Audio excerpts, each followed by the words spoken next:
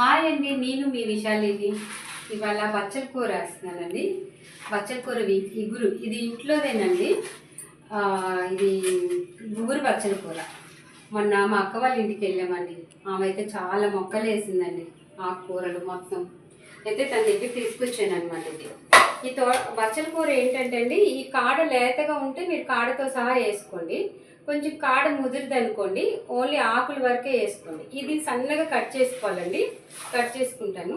దానికి కావాల్సింది వేయండి 2 పచ్చిమిరపకాయలు, చిన్న అల్లం ముక్క అండి. మీకు కావాలంటే వేసుకోండి, లేదంటే వదిలేండి. ఎల్లుల్లిపాయలు మాత్రం కంపల్సరీగా వేసుకోండి. ఎల్లుల్లిపాయలు కొంచెం అల్లం కొంచెం దీనిలో మీకు అల్లం పేస్ట్ ఉన్నా కానీ వేసుకోకండి.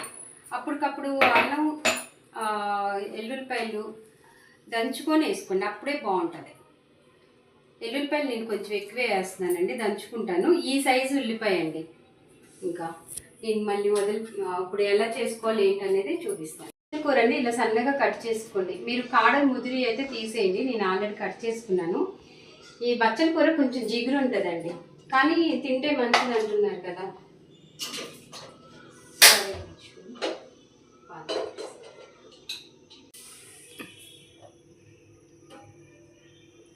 ఎండుమిరపకాయ అండి, కొంచెం ఆవాలు, పచ్చిమిరపప్పు, సాయమిరపప్పు, జీలకర్ర, తాలింపు దినుసులు అన్నీ అండి. పిండి అండి కొంచెం అంతే. ఇందాడ అల్లం ఎల్లుల్లిపాయలు దంచుకున్నాను కదండి, అది ఎల్లుల్లిపాయలు ముందు ఆయిల్లో ఇవేయండి. వేసాక తర్వాత మీరు ఉల్లిపాయ వేసుకోండి. కొంచెం అల్లం వెల్లుల్లిపాయల ఆ ఫ్లేవర్ వచ్చింది అనమాట. ఉల్లిపాయ చాలా ఈజీ అండి కూర, చాలా బాగుంటుంది.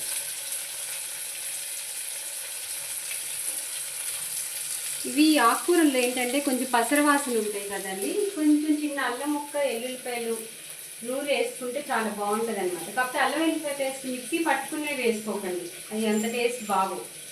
మీరు కొంచెం అప్పటికప్పుడు దంచి వేసుకోండి. సరే, అల్లం ఇష్టం లేని వాళ్ళు ఎల్లుల్లిపాయలన్నా ఒక 10 రూపాయలు, ఒక 3-4 కట్టలు ఆకుకూర అనుకోండి, ఎల్లుల్లిపాయలు 10 రెబ్బలు ఇలా దంచి వేసుకోండి, చాలా బాగుంటుంది.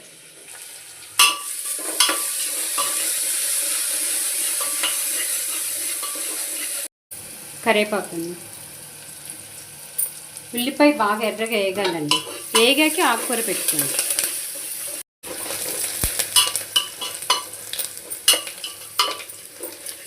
ఉల్లిపాయ మాత్రం కొంచెం ఎరుపు రంగు రానివ్వండి, కొంచెం దోరగా కలర్ వచ్చాక ఆకుకూర పెట్టుకోండి. ఆకుకూర పెట్టేసుకుంటున్నాను.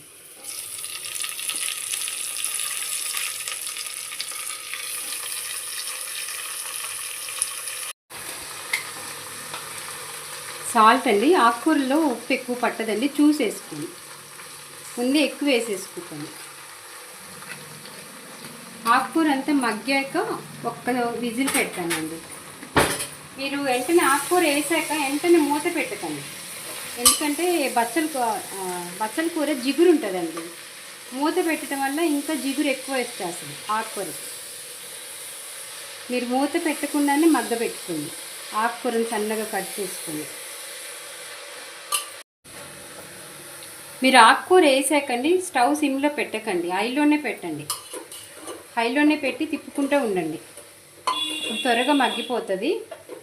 మీరు కుక్కర్ వద్దనుకుంటే విడిగా అయినా వండేసుకోవచ్చండి, కాకపోతే మూత పెట్టొద్దు ఒక 5 నిమిషాల వరకు. మళ్ళీ ఆ బచ్చల కూర జిగురండి.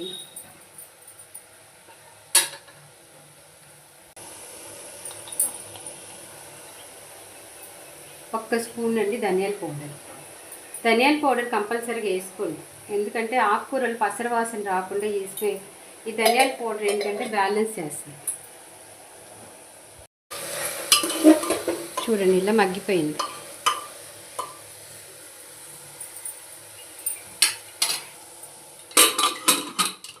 నేను మూత పెట్టేసుకోనండి, ఒక్క విజిల్ రానిస్తానండి. నేను ఈ వద్దల స్టవ్ పక్కన ఇంకో స్టవ్కి మార్చుకుంటున్నాను. ఇవాళ నేను కొంచెం పెరుగు చారు కూడా చేస్తున్నానండి.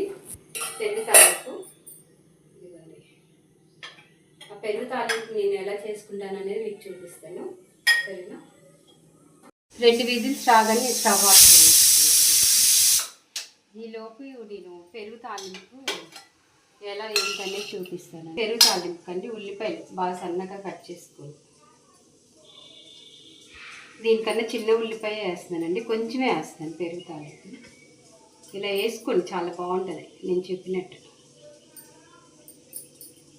దానిలో కంటే ఎల్లుల్లిపాయలు తాలింపుకి సన్నగా కట్ చేసిన పచ్చిమిరపకాయలు అండి. పచ్చిమిరపకాయలు బాగా సన్నగా కట్ చేసుకోండి.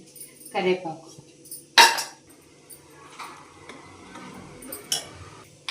సాల్ట్ అండి.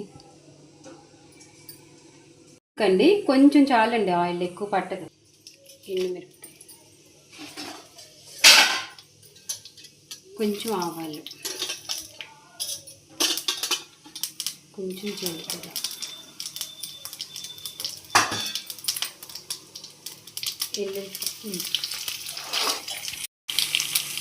పచ్చిమిరపకాయలు,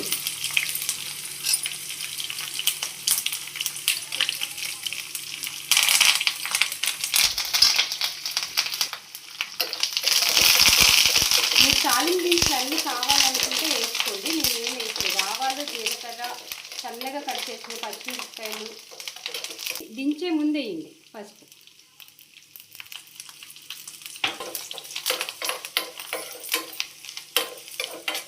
అండి కొంచెం పచ్చిమిరపకాయలు ఇంకా కొంచెం ఎక్కువ వేసుకోండి.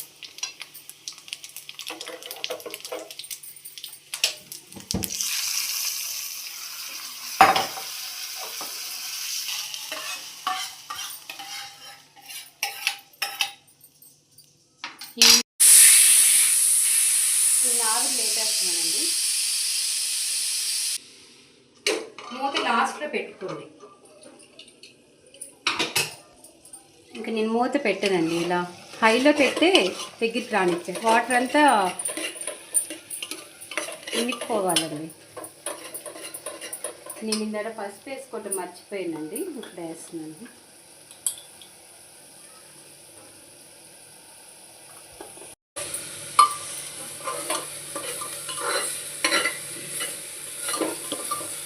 ఇలా ఆయిల్ పక్కకు వచ్చేయాలండి మొత్తం. మనకు ఆయిల్ వచ్చేస్తే స్టవ్ ఆఫ్ చేసుకోవటం.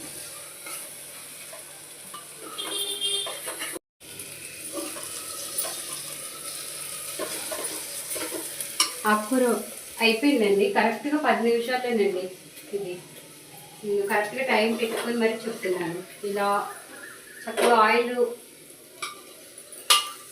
కనిపిస్తుంది చూడండి, ఆయిల్ తేలింది. ఇంకా స్టవ్ ఆఫ్ చేసుకుంటున్నానండి.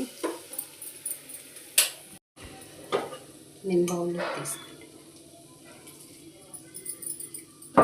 ఇలా ఒకసారి నేను చెప్పినట్టు ట్రై చేయండి. మీకు ఆకుకూర ఇది జిగురు లేదు, ఎక్కువ జిగురు రాకుండా చక్కగా చాలా బాగుందండి. మీరు పచ్చల కూరని మూత పెట్టకుండా వండుకోండి, మీకు జిగురు రాదు. అలా నా లంచ్ అండి. బచ్చల కూర ఇగురు మజ్జిగ చారండి. నేను చెప్పినట్టు ఒకసారి మీరు ట్రై చేయండి. నా వీడియో చూసి మీకు ట్రై చేయాలనిపిస్తే. కానీ బాగుంటుందండి బచ్చల కూర. హైలో మీరు మూత పెట్టకుండా వండుకోండి, అసలు జిగురు అనేది రాదనమాట.